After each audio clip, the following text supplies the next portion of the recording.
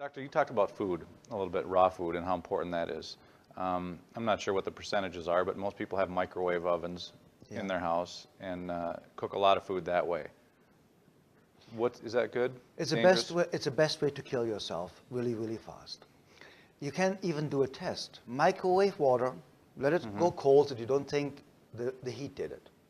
And you have your flower pots, 2 flower pots with the same flower, bought at the same shop. And one you water with regular water, and the other you water with microwave water. The one you water with microwave water is dead in 3 to 7 days. Dead, not minusculely growing. No, it's done.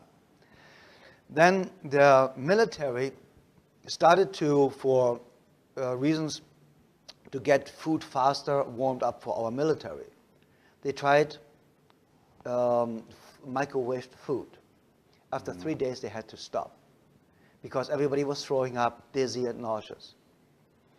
The microwave is basically destroying every food value that's in the food and turning it into a toxin.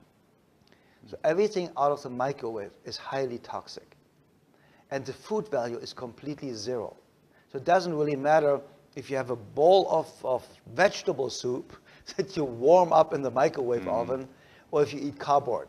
It makes no difference because the food value is not there anymore, and it also becomes toxic. And the microwave oven is, it's convenient, and I have to admit sometimes if I'm on a run, I reheat my coffee in a microwave oven, and I know it's bad, but we are just humans. And I still think, Scott, if we do 70% right, we can do 30% wrong without doing major harm to us. But we also need to really make sure that we are really listening to our instinct. That's why my system is called the instinct-based medicine system. Because I believe our instinct is always right. I believe our instinct is God talking to us, or our soul, or the universe, or nature, however you want to call this energy, it does not really matter. And when we start listening to our instincts and we feel, I don't feel right. Yeah, something is wrong. Just believe me. You have the feeling, I don't feel right, something is wrong.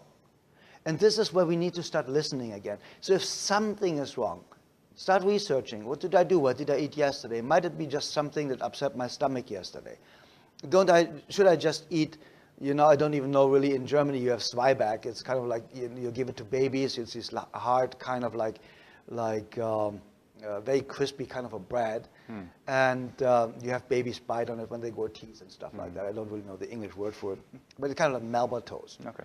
So you eat this for 1 day, and you find out, oh, do I get better? Do I feel better? Because it cleanses out your colon.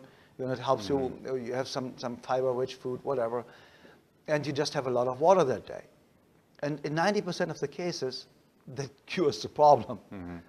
But always grabbing a pill because something is wrong just covers the symptom, and you will never find out the root cause, because my instinct-based medicine system is only about the root cause.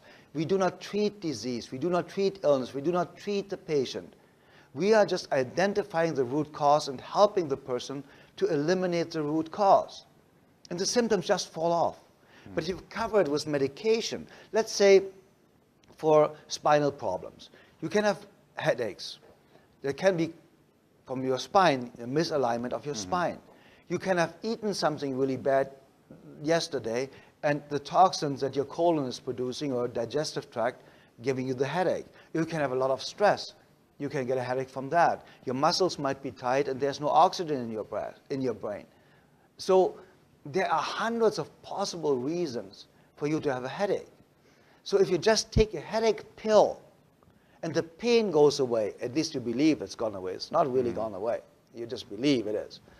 It just covers the information flow. It breaks the information flow from your nervous system to your brain, telling you there is pain. That's all it does. It doesn't get rid of the pain. But now you will never really research, where did it come from? What food shouldn't I eat? What food do I eat? Every single time I eat this, I get a stomachache, or I get a headache, or I get dizzy. We never get there because the medication covers the symptoms. So we think we are cured. It's like people say cancer patients are in remission after treatment. No, they're not. they are dead to 90%, and no body function is there any longer. So the cancer doesn't grow at the moment, and the good stuff doesn't grow at the moment. So there's no healthy cell replacement, but there is, of course, no replacement of or growth of the cancer cells, because the treatment killed the entire body to a point where you barely survive. That's why it says on the chemotherapy side effects, death as a side effect. So many people die because they miss the spot where they kill the patient to a point where they're still staying alive. And the microwave oven actually is one of the tools making us feel full, making us feel we ate, but an hour later we are hungry again because we did not get nutrition. We stuffed our stomach, and now we are creating possibly diabetes, because our pancreas has to produce all these digestive enzymes now for us to be able to digest the dead food, because now there are no living enzymes in the food any longer. Even if you have the vegetable soup, you just put into the microwave oven. And that's one of the main reasons also for diabetes. So the microwave oven could be one of the main reasons for diabetes, because we cannot digest what we eat.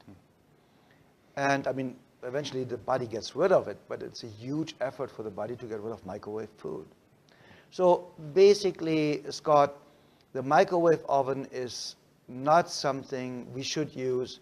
I mean, in an emergency situation, once in a while, I don't really think it does a big harm to us. But if I would not feel right, I would not do one single thing wrong, I would be fanatic about drinking a gallon of water a day with half a teaspoon of pink salt in it. I would be fanatic in a raw food diet. I would juice like crazy. You know, and people don't understand you can really detoxify your system with apple, carrot, celery juice in the morning, freshly made, of course, 1/3 each. If you're really highly toxic, you really get diarrhea. And people think it's a bad thing. No, it's not. You are so toxic that the body is using the first opportunity to get rid of the toxins in an instant. It's just flushing you out. So it just tells you how toxic you are.